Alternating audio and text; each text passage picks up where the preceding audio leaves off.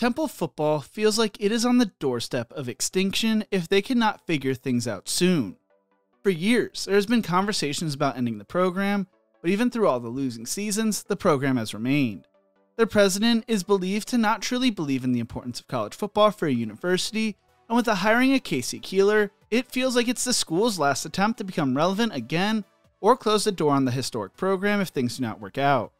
Can Keeler be the next Al Golden or Matt Rhule at Temple, or will he experience the same fate as a majority of the other Temple coaches in school history? This is a program that needs to be saved. This is a story of Temple football. But before we get into this, if you enjoy college football content like this, make sure to leave a like and subscribe. Also, let me know whether you believe KC Keeler can save the Temple program in the comment section below. For the first time in channel history, I get to say this video is brought to you via Layup. Layup is a responsible alternative to sports betting that follows a model of save to play. Layup users receive automatic sports picks daily. Match a few and win some cash. Match them all and win the jackpot. Want bigger jackpots? Save with Layup and watch the prize pot grow. It's a low-effort, simple process that is automatic. They send you 21 sports picks each week, which equals 3 a day. Match some picks over the week to win a cash prize. Match them all and you win the jackpot. The more you save, the more you play. Increase the prize pot by $2,000 for every $2.50 you save. With their opening offer, Layup will boost your balance to $1,000 for the first month. Players play for a prize pot of $1 million each week for their first month. There are no strings attached, just sign up and play. Players can link their bank accounts later if they like the product.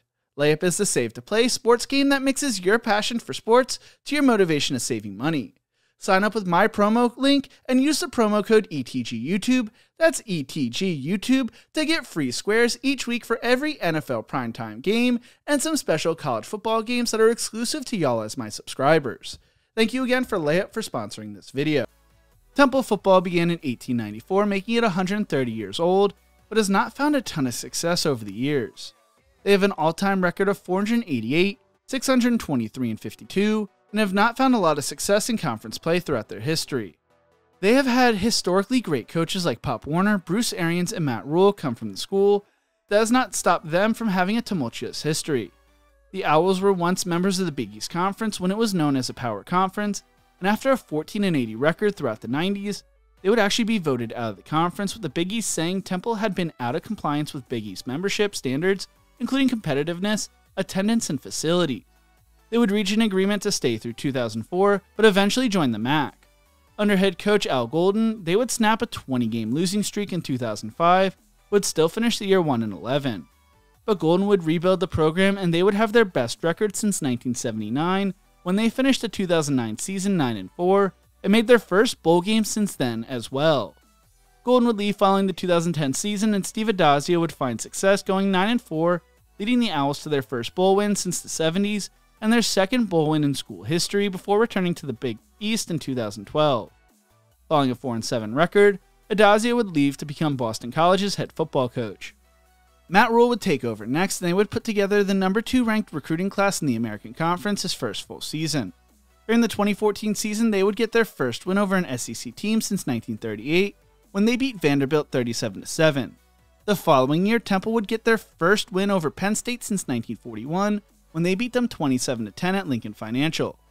They would have their first 7-0 start in school history, but fell to number 9 Notre Dame in a heartbreaking game.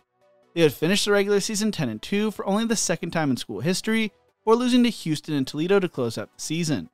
They would follow that up with a 10-3 season in 2016, winning their first major conference title in school history, and first conference title since winning the Middle Atlantic Conference in 1967. Following the season, Rhule would leave to take the Baylor head coaching job and was replaced by Jeff Collins. Collins would continue the program's bowl streak to 4 straight, and their 5th straight season finishing bowl eligible before leaving to take the Georgia Tech head coaching job. That would be the last good season for Temple, as the program would take a hit after hit. There was the Manny Diaz debacle before bringing in Rod Carey, who would continue the bowl streak before 2020 really crushed the program, where they would have their first losing season since 2013.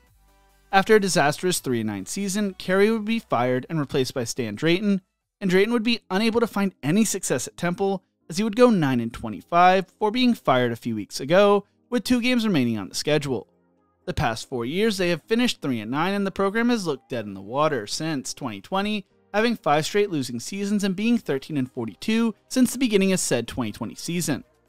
Heading into this offseason, there were concerns on the state of the college football program, as whether Temple would consider ending the program as a whole rather than continue with it. The reason I say this is President John Fry came out and said following the coaching change, reassessing its football program following the firing of its head coach.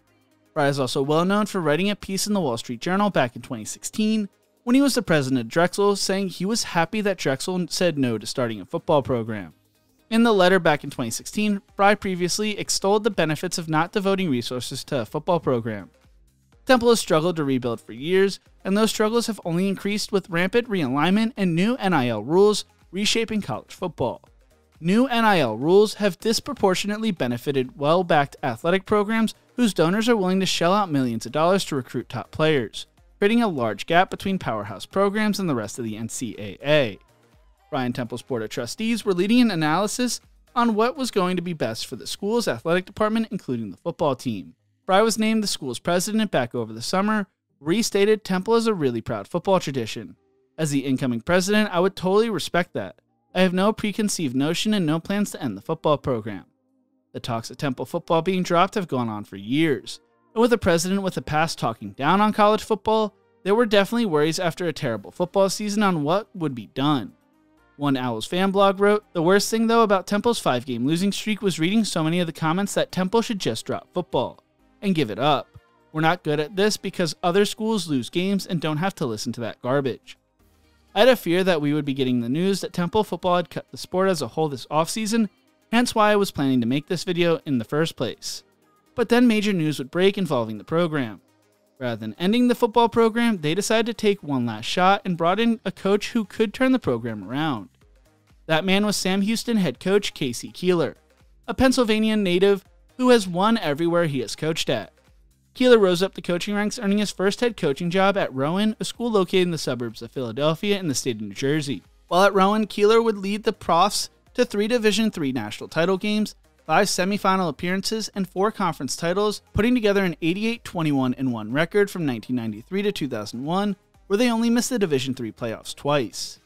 He would then become the head coach at Delaware, where he led them to the 2003 FCS National Championship and 2 more appearances in the title game, while also winning 3 conference titles, putting together an 85-52 record from 2002 to 2012, or being fired following a 5-6 season.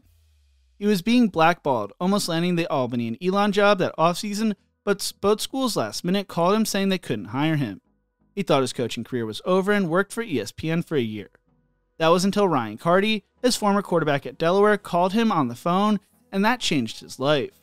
Keeler explained, "Ryan called me, and I went outside to take the call. He goes, 'I know what happened is bullshit, but you taught us a couple things. One of those things is you're measured in life by how you handle your adversity. This is your adversity. You're going to handle it.' That is when Sam Houston came calling. His coaching tree included Dan Lanning, Kyle Flood, Phil Longo, and many others. Keeler would lead Sam Houston State to the FCS playoffs 6 times, never losing before the quarterfinals, and making the semifinals 4 times, winning his second national title during the 2021 spring season.